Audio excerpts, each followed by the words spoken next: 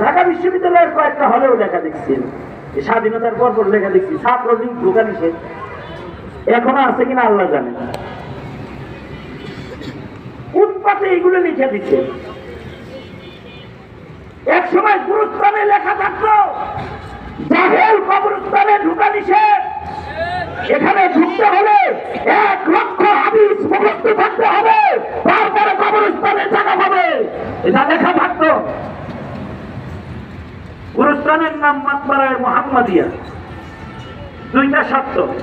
কবরস্থানে কেউ ঢুকতে চাও নাম মুহাম্মদ হইতে হবে, 2 নম্বর শর্ত 1 লাখ হাদিস সনদ সহ মুখস্থ থাকতে হবে।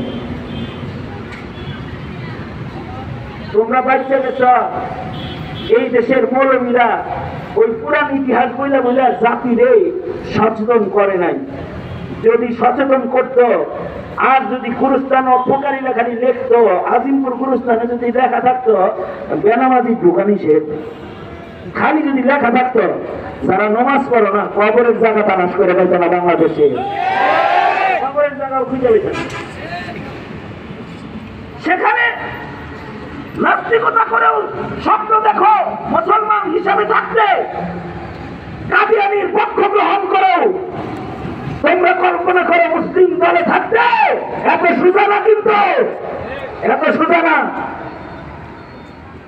আমরা এ সকল সরলতা প্রদর্শন করেছি জাতির স্বার্থে। এ কারণে ফাঁসি লয়ে মরছে, হেরেও গুরুস্থানে জায়গা দেয়। এটা আমাদের শিথিলতা। আল্লাহ যদি কোনো কারণে তাকে মাফ করে, এ কারণে শিথিলতা উলামায়ে কেরামের।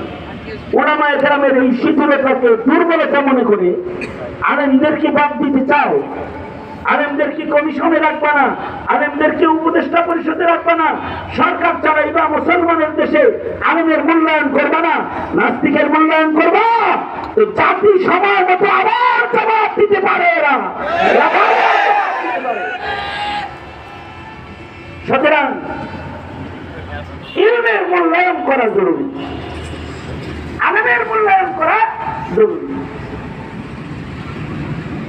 সুতরাং ইলমের মূল্যায়ন করবো ইনশাআল্লাহ। বলেন দাওয়াত তাবলীগ উলামায়ে কেরামের মাথা হাতে করবো, খানকা উলামায়ে কেরামের মাথা হাতে চালাবো।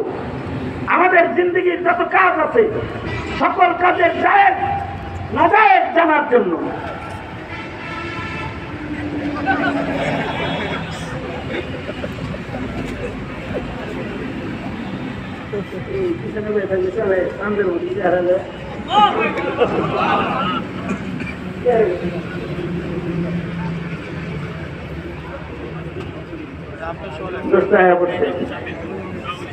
ভালো হয়েছে। আমার খুব শরীরে খারাপ, কথা সংক্ষেপ করা দরকার।